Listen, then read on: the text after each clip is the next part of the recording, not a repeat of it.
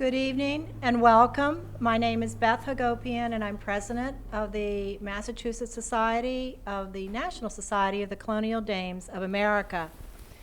I'd like to welcome you to Prescott House, which is our headquarters here in Boston.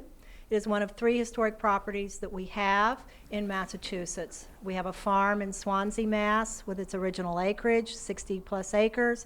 And we have a house that we co-own with the Commonwealth in Quincy called Quincy Homestead. The mission of the Dames, which was founded here in Massachusetts in 1893, is to preserve and protect historic buildings and artifacts, to encourage patriotism, and to educate our members and the public about our colonial history. Prescott House itself was purchased by the Dames in 1944, and it became a National Historic Landmark in 1964, because William Hickling Prescott, for whom the house is named, the historian, lived here from, and now I've just forgotten the dates, but that's all right, 1845 to 1859. Thank you. You'd think I would know. I've been a docent for years, but there you go. And he was a historian, and he wrote the history of Spain in the Americas. So welcome, and I will turn this over to Alicia Gorham.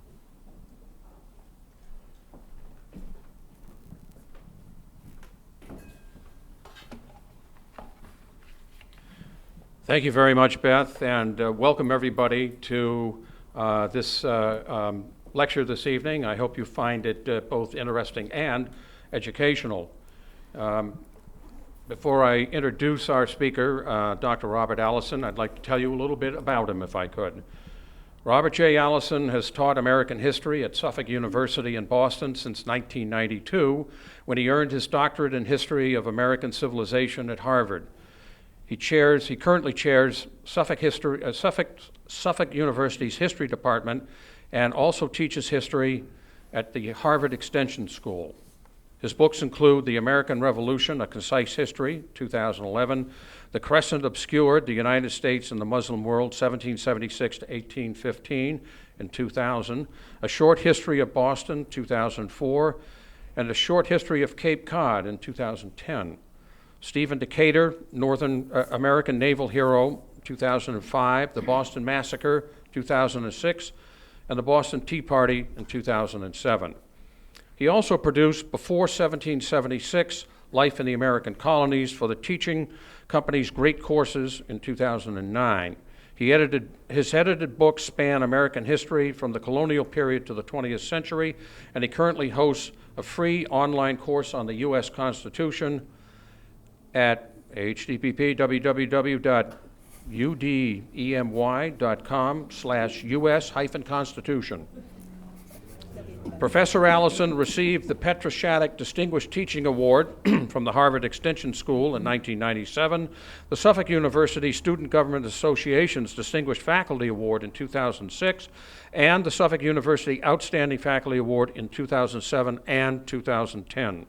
Professor Allison was a consultant to the Commonwealth Museum at the State Archives in Boston, and he is on the Board of Trustees of the USS Constitution Museum in Charlestown, Massachusetts. He is president of the South Boston Historical Society, vice president of the Colonial Society of Massachusetts, a fellow of the Massachusetts Historical Society. He and his wife Phyllis have lived in South Boston since 1992. 2 of their sons, John, Robert, and Philip, attended St. Bridget's School. Please join me in giving a warm welcome to Dr. Robert Allison.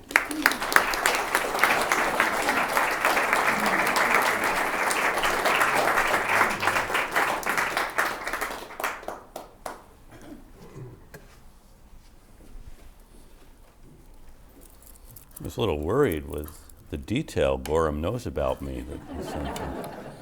Thank you very much for that wonderful, generous introduction. And thank you, Beth and the Dame, Beth Hagopian and the Dames, for hosting this wonderful gathering. And thank you to the Society of the Cincinnati and Alicia Tucker for inviting me to speak here. I realize this isn't the first time that the Society of the Cincinnati has honored me with an invitation. And Usually I'm all that stands between them and an open bar, so I'm always conscious of keeping things concise and interesting.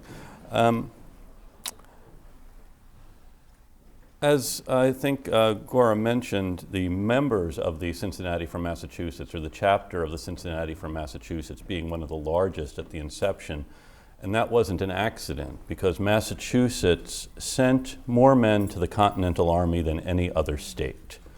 And this wasn't just because the war began here, it was because till the end of the war, Massachusetts continued to send men to the Continental Army, to the support of the cause, which in many ways began here. And I realized that this is being taped for showing in other parts of the country. However, I think we can say without fear of contradiction that without Massachusetts, the revolution would not have happened, and it certainly would not have taken on the cast that it did. It began here for good reason, and it was because of the contribution of Massachusetts that we live under the form of government that was devised in the late 1780s.